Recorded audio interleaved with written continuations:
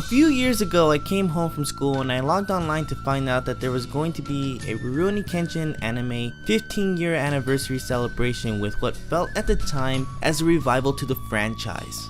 I remember there being an announcement of a new PSP game that to this day I wish I got to play. The announcement of the first live action film and a new OVA animation, which was unfortunately not the final Jinchu arc from the manga, but instead a retelling of the Kyoto Arc. I think I remember it being advertised as being told from the perspective of Misao. It truly was a happy day, but god damn it, the OVA pales in comparison to the actual Kyoto Arc. Look, this OVA looks gorgeous. There's a lot here that looks great. Some people don't like the redesign of Kenshin, but it honestly doesn't bother me. What does bother me is that for something that's supposed to be the 15-year anniversary tribute to this series that I hold so very much dear in my heart, it just gets it wrong. The other day I threw on the Blu-ray to rewatch it for the first time since it came out, and I had basically forgotten everything that happens in this OVA. The pacing was too fast, which I get, it's an abridged version of Kyoto, which was a long, intricate story, but not only that, they changed aspects of the story, like Shishio killing Usui, and so many other things, like a horrendous English dub. This is the village. This is the place of your birth, isn't it?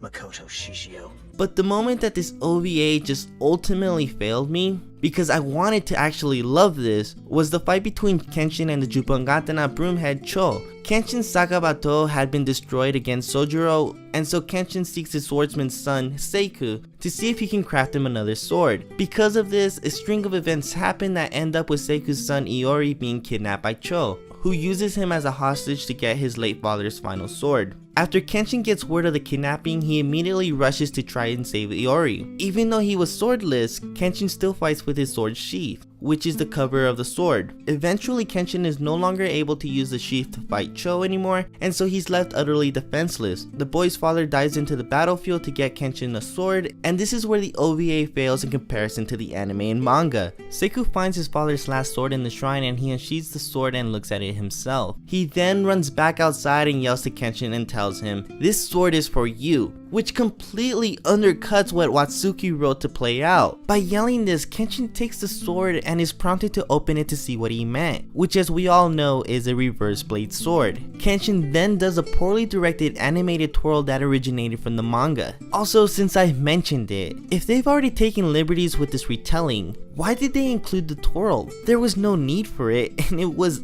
ugly. In the manga and anime, this scene is handled so much more delicately. There's a sense of urgency. Seiku plunges into the battlefield and Kenshin used the last of his shattered sword to save Seiku, thinking that he came in to save his son. But instead, Seiku makes a run for the shrine to reach for that final sword. Cho starts swinging his sword around and Kenshin is left to use his own fist to fight him off. The entire sequence is in a state of emergency that Seiku doesn't take the time to unsheath the sword. He just grabs it and throws it to Kenshin. And what does Kenshin do? He hesitates, not knowing what kind of sword is inside the sheath. In Kenshin's mind, as well as our own, we're supposed to think that this is just a regular edged sword that can slice anyone, because the ongoing theme of Kenshin's character arc is the looming doom of slipping between his current self and becoming the killer that he once was. All throughout the series, we see people challenge Kenshin's belief of saving the people that he needs without having to take anybody's life.